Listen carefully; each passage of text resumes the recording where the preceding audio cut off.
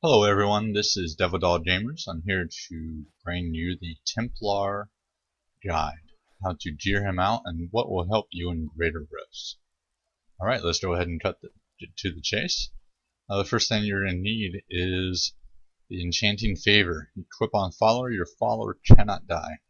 Now there are some options here. You may go ahead and run like for re-rolling, vitality doesn't matter, neither is resist all. You can go ahead and re-roll those to crit chance or attack speed or CDR. Attack speed being the better option, and you want to run some CDR in case you want him to pop his cooldowns more often. Don't ask me to pronounce this, but you will want ahead and run this. This will help you out a whole lot.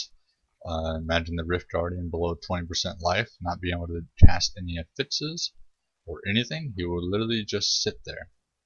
My guy already has attack speed, not necessarily maxed out, but he does have some, so that does help with proccing that. Now you will want to re-roll the base damage to lightning damage. Not that I re-rolled it for anything in particular, except for that. His damage output in this build actually isn't really relevant.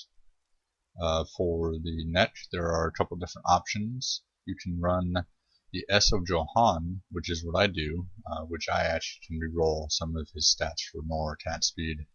You may even run a socket with strength if you want him to do a bit more damage. He benefits from physical attacks percentages as well as strength. Those are his main stats there. But attack speed being in regards to this as well as Wirbird really helps out. Now this only procs off lightning damage. As you can see, I rerolled the main weapon to lightning damage, so that actually procs that. Then you'll want to go ahead and roll him a Unity. The stats on that are really irrelevant. Preferably have attack speed over socket again, so he can proc Wirbird and this ancient weapon here. Now this is really nice. I mean, really nice. Like the Rift Guardian, if it's solo target, it really doesn't get much off, honestly, with how much he stuns on top of his actual stuns itself. You may run Freeze of Deflection. It is the best option. Nothing really matters on it, again, except for the orange effect.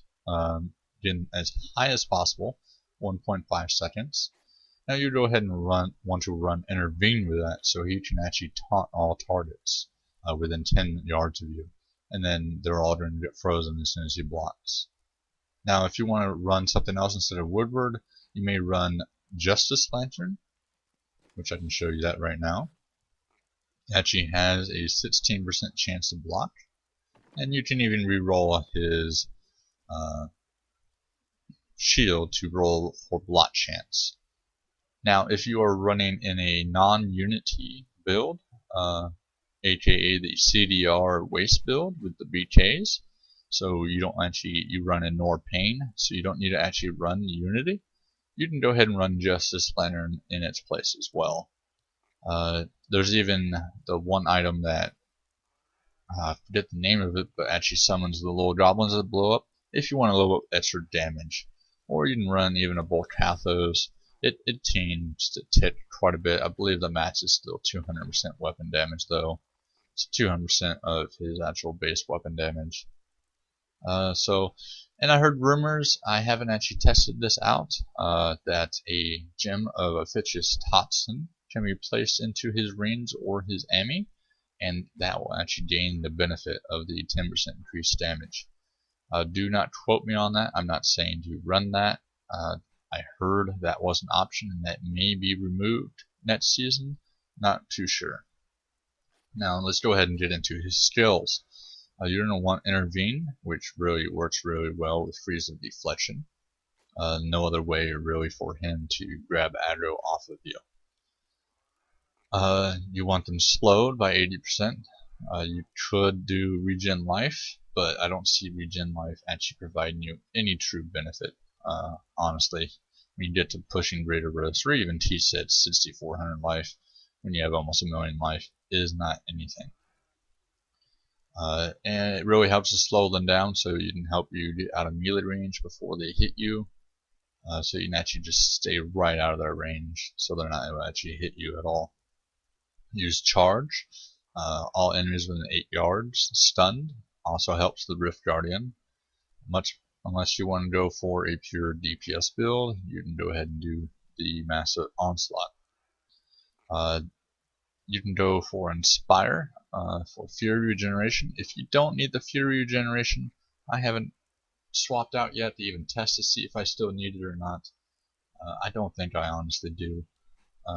But the 182k life is actually quite a bit of life that he can heal you for when you're actually about to get low. He will heal you. Just keep that in mind. And that's really it. So with both of you running Unity, he takes all the damage, half your damage, and he actually never can die. And then pretty much his ability to permanently stun a target is really amazing. So some CDR plus some attack speed, if you're able to do it on all his rings and his ammi and his weapon as well as his shield. I mean, good for you. I mean, I haven't been able to find those yet, but it is pretty spectacular what he can do for you. Alright, if you have any questions, comments, and concerns, feel free to drop me a message. If not, like, comment, share, subscribe. Alright, thank you. Take care.